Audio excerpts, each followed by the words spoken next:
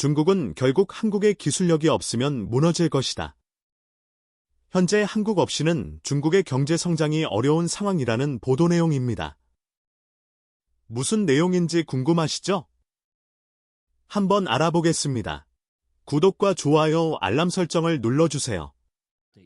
현재 중국은 패권 국가로 도약하고 싶은 욕망에 차오른 나라 중 하나입니다. 그로 인해 여러 나라에 마찰을 일으키고 있는 게 사실입니다. 미국과도 여러 방면에서 총성 없는 전쟁 중이나 마찬가지입니다. 21세기 현재는 인공지능과 반도체의 기술력 전쟁이나 다름없습니다.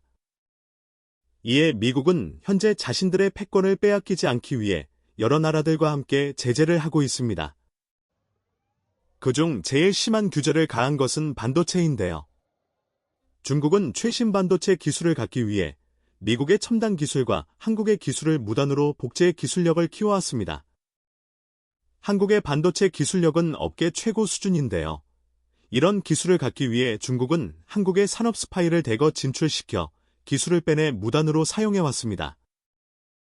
중국은 마치 자신들의 기술인 것 마냥 세계에 자랑해왔고 한국을 작은 봉우리라 칭하며 한국을 중국의 속국 정도로 보는 모습이 굉장히 많았습니다.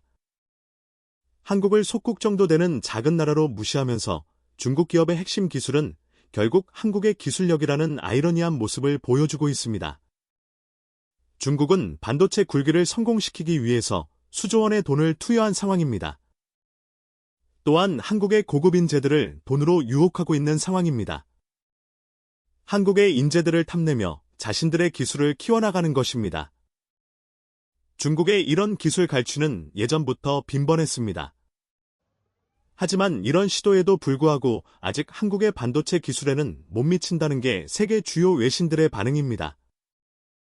뒤에선 한국의 인재들을 대거 영입하려 고군분투 중이며 앞에선 한국을 그저 무시하는 모습이니 그저 황당한 모습을 보여주고 있습니다.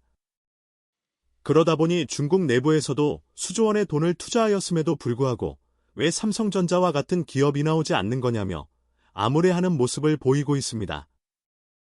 현재 중국은 미국과 기술 전쟁으로 인해 여러 최첨단 기술 사용이 막혀있는 상황인데요. 그중 제일 중요한 인공지능의 핵심인 반도체도 결국 한국과 미국에서 수입해오지 못해 제자리 걸음인 상황인 걸로 나오고 있습니다. 결국 한국을 무시한 중국은 큰 코를 다치고만 상황이 나온 것이죠. 최근 네덜란드와 일본도 중국의 반도체 장비 납품 규제에 동참하면서 더욱 곤란해하는 상황입니다.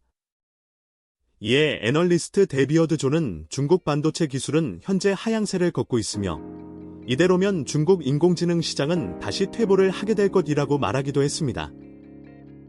중국은 불안했던 걸까요? 한국에 도움의 손길을 보내는 모양새입니다. 한국도 반도체 제조 장비 수출 통제를 강화하고 있는 상황이긴 합니다만 중국은 한국까지 이를 수는 없다는 말이 나오는 상황입니다. 하지만 한국도 반도체 공장을 유럽으로 옮기려는 구상을 하고 있어 중국이 극도로 불안해하고 있습니다. 중국의 경제는 현재 많이 안 좋은 상황인데요. 중국의 부동산 정책 실패, 헝다 그룹의 파산 등으로 현재 중국의 경제는 급속도로 망가지는 중입니다. 그래서 현재 중국은 마지막 희망인 인공지능 시장에 올인하여 다시 패권 국가에 도전하려는 모습입니다. 미국과 중간에서 메신저 역할도 하고 미국과도 좋은 관계인 한국과 반도체 공급 협력을 강화하자는 말이 중국에서 나오고 있는 것이죠. 좋은 말로는 협력이지 결국 한국의 반도체 기술을 유출하려는 모습인 것입니다.